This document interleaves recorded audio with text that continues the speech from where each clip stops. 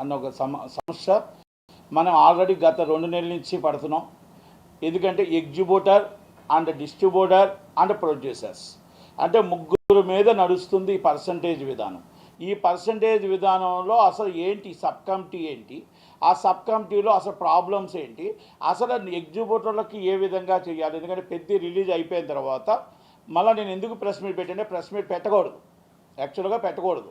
ఎందుకంటే సబ్ కమిటీలో జరిగిన విషయాలు నేను బయటకు చెప్పకూడదు, అది ఆటోమేటిక్గా. కానీ లాస్ట్ టైం కొంతమంది ఎగ్జిబ్యూటర్లు 2 సార్లు ప్రెస్ మీట్ పెట్టారు దాన్ని వైలేషన్ చేసి. ఎందుకంటే ఏదైతే కిందన మళ్ళీ చెప్పారో మీకు ఎవరైతే నలుగురు మాట్లాడతారని చెప్పామో ఆ నలుగురిని తప్పించి కొంతమంది మాట్లాడారు కాబట్టే ఎగ్జిబ్యూటర్లు మాట్లాడారు కాబట్టి ఇప్పుడు నేను కూడా మాట్లాడాల్సి వస్తుంది తప్ప, లేకపోతే నేను అసలు బయట మామూలుగా అయితే ఈ విషయాలన్నీ బయటకు చెప్పకూడదు కూడా.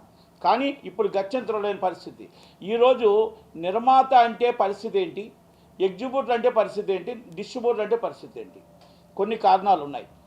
ఇప్పుడు నిర్మాత, డిస్ట్రిబ్యూటర్, ఎగ్జిబ్యూటర్, లీజ్ ఓనర్, ఈ లీజ్ ఓనర్స్ వల్ల వస్తున్న అగాధమే ఈ ప్రాబ్లం వస్తుంది. అయితే ఇక్కడ లీజ్ ఓనర్స్ ఎవరున్నారు ఏంటి అని పేర్లు పరిసరాలు మనకు అవసరం లేదు. కానీ నేనేమంటున్నానంటే ఎగ్జిబ్యూటరు ఇబ్బందుల్లో ఉన్నాడు అనేది సింగిల్ స్క్రీన్స్ ఇబ్బందులు వాస్తవం.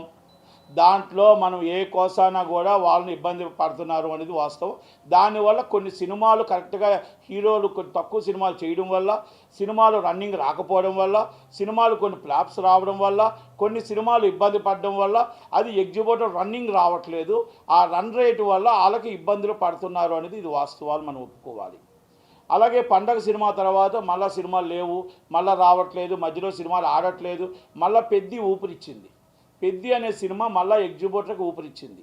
అయితే సబ్ కమిటీలో ఇక్కడ నిర్మాతలు అందరి అభిప్రాయం కొంతమంది చెప్పలేకపోతున్నారు, కొంతమందికి భయపడుతున్నారు, కొంతమంది లావాదేవీలు ఉన్నాయని బాధపడుతున్నారు, కొంతమంది ఏంటిది ఇలాగా మాకు న్యాయం జరగదా అన్న ఒక ఫీలింగ్లు ఉన్నారు. నేను అన్నదంతా మీకు ఒకటే చెప్తున్నా. ఇక్కడ సబ్ కమిటీలో ఉన్న అభిప్రాయాలు చాలామంది అభిప్రాయాలు అలాగే ఉన్నాయి. ఇది నా అభిప్రాయం.